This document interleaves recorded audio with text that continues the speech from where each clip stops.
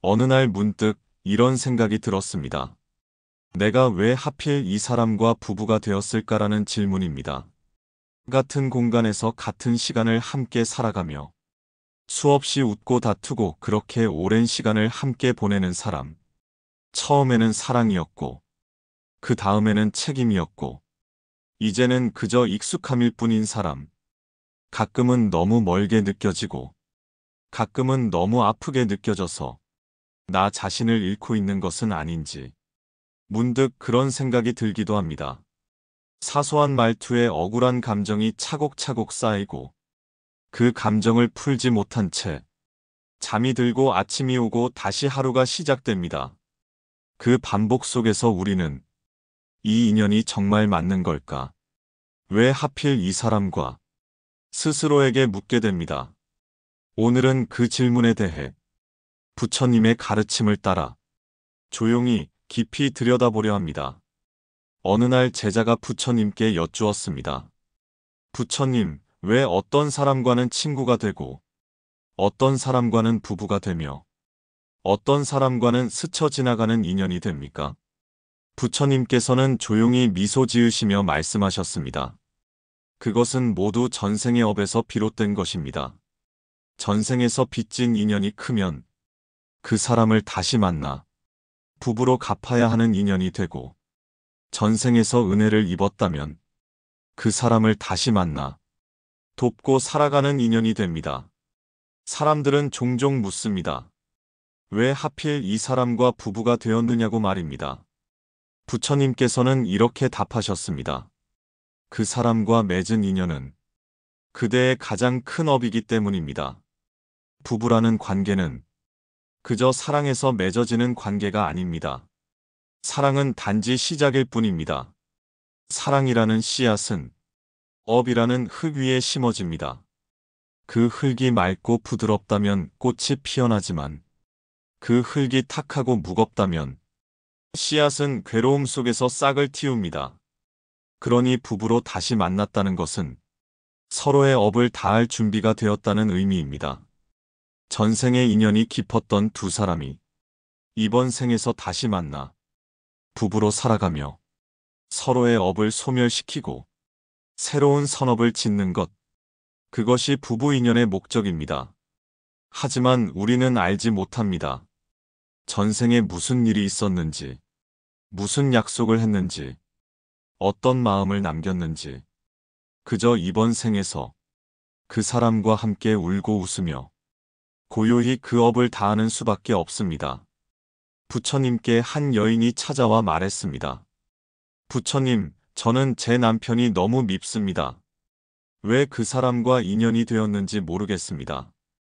부처님께서는 잠시 눈을 감고 말씀하셨습니다. 그대가 그 사람을 이번 생에서 미워한다면 다음 생에도 또 그 사람과 인연을 맺게 될 것입니다. 여인은 깜짝 놀라 여쭈었습니다. 그럼 어떻게 해야 이 인연을 끝낼 수 있습니까? 부처님께서는 말씀하셨습니다. 미워하지 말고 이해하고, 버리지 말고 놓아주며, 거절하지 말고 가만히 바라보면 그 인연은 다하고 다시 태어나지 않을 것입니다. 이 말씀은 단순히 참으라는 의미가 아닙니다. 받아들이라는 뜻입니다. 그 사람을 사랑하지 못하더라도, 그 사람을 이해하지 못하더라도, 그 사람을 용서하지 못하더라도, 그 사람이 내게 준 괴로움을 그저 있는 그대로 내 삶의 일부로 받아들이는 것. 그 순간부터 업은 사라지고 인연은 가벼워집니다. 그래서 부처님께서는 말씀하셨습니다. 가장 깊은 인연은 부부이며 가장 큰 수행 또한 부부로부터 시작된다고. 우리는 알지 못합니다. 왜 하필 이 사람인지, 어디서부터 이 인연이 시작된 것인지. 하지만 그 사람이 지금 내 곁에 있다는 사실 하나만으로도 그 인연은 반드시 의미가 있습니다. 지금 그 사람이 당신 곁에 있다면 그것은 반드시 당신 삶에서 배워야 할 무언가가 있기 때문입니다. 그리고 그것이 닿을 때 그 인연도 고요히 자연스럽게 흘러갈 것입니다. 한 제자가 말했습니다. 부처님, 저는 제 아내와 다투는 일이 많습니다. 사소한 말 한마디에도 마음이 상하고 조금만 말투가 달라져도 상처를 받습니다. 그러자 부처님께서는 이렇게 말씀하셨습니다. 사람이 가장 쉽게 다치는 곳은 가장 가까운 사이에서 비롯되는 법입니다. 부부는 하루를 함께 살아가는 존재입니다. 서로의 고단함을 알고 서로의 버릇까지도 아는 사이입니다. 그런데도 왜 그토록 자주 상처를 주고받을까요? 그것은 기대 때문입니다. 우리는 사랑하는 사람에게 기대하게 됩니다. 나의 마음을 알아주기를, 나를 먼저 배려해주기를, 말하지 않아도 알아주기를. 하지만 현실은 다릅니다. 그 사람도 지치고, 그 사람도 두렵고, 그 사람도 때론 버거운 것입니다. 기대가 실망이 되고, 실망이 쌓여 원망이 되고, 그 원망이 말이 되어 결국 서로에게 상처가 됩니다. 부처님께서는 말씀하셨습니다. 사랑이 깊어질수록 그 사랑 안에는 욕심도 함께 자랍니다.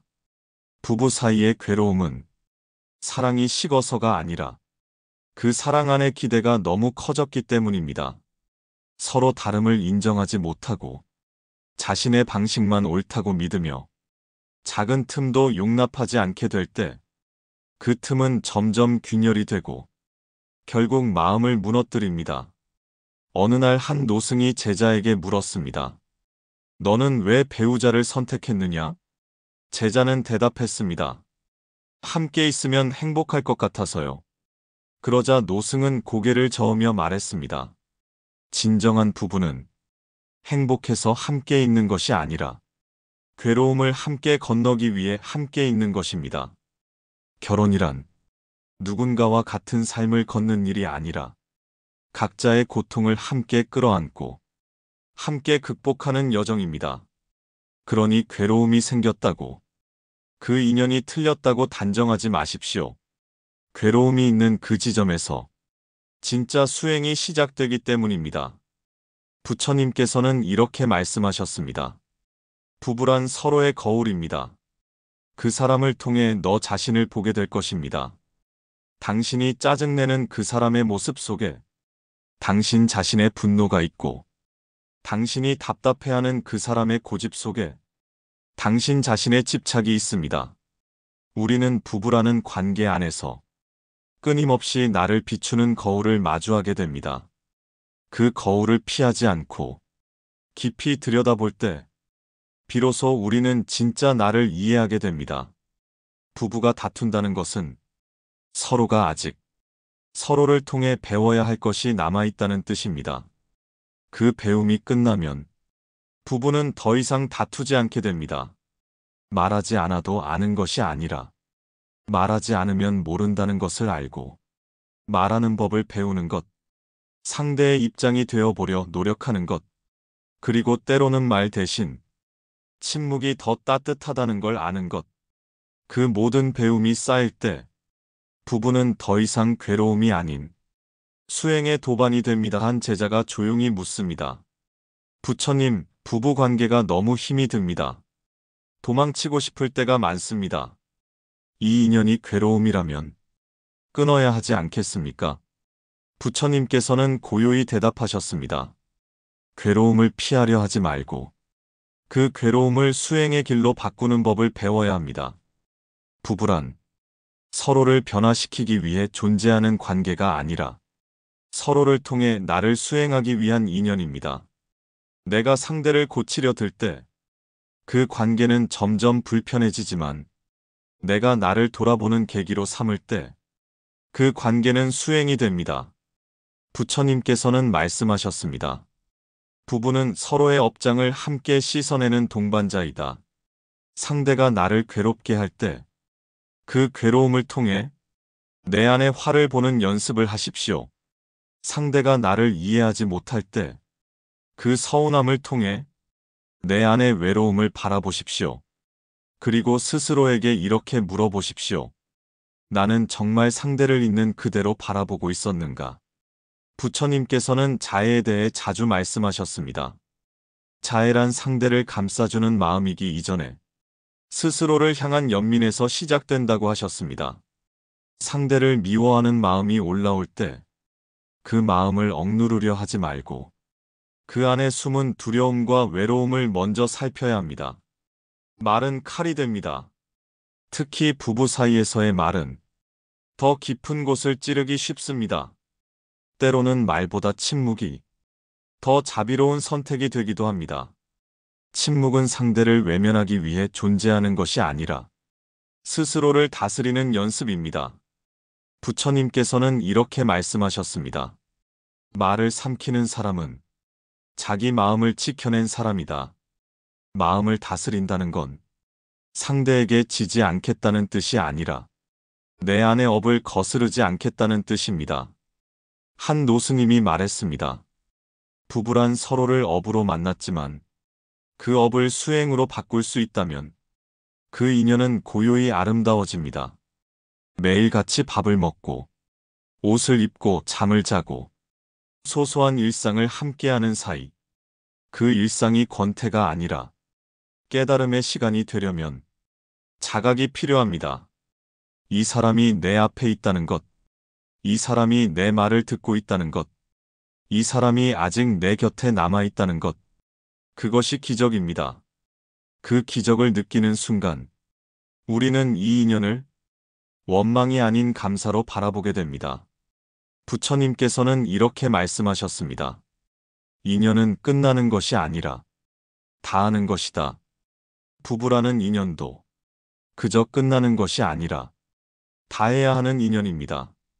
그 사람이 나를 이해하지 못하고 내가 그 사람을 사랑하지 못하더라도 함께 걷는 동안 서로를 통해 배운다면 그 인연은 이미 아름다운 수행이 됩니다.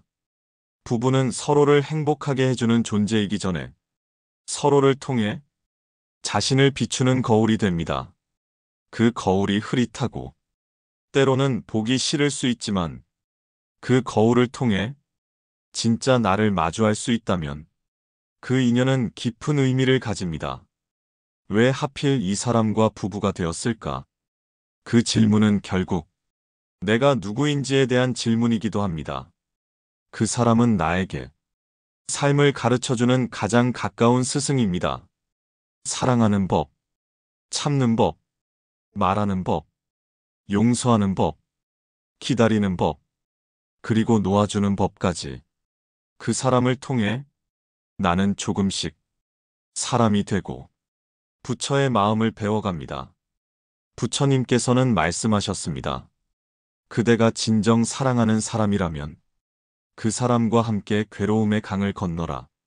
지금 내 옆에 있는 그 사람, 때로는 나를 지치게 하고 때로는 나를 무너지게 하기도 하지만 그럼에도 불구하고 그 사람과 함께 고요히 걸어가는 그 길 위에서 우리는 조금씩 참된 사랑과 자비를 배워갑니다.